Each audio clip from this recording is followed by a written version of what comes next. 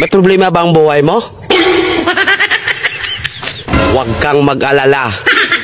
May advice ako. Pakinggan mo. Alam nyo, ganyan talaga ang buhay. Parang life.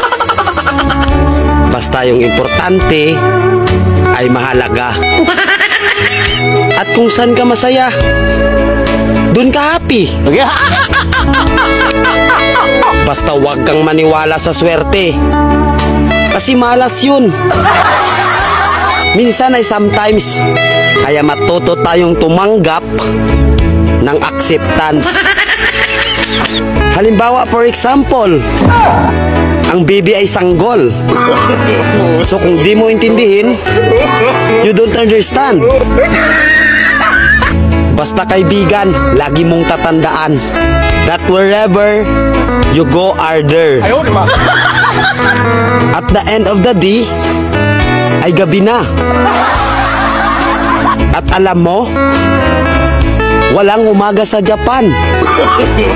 Kasi lahat sila ay hapon.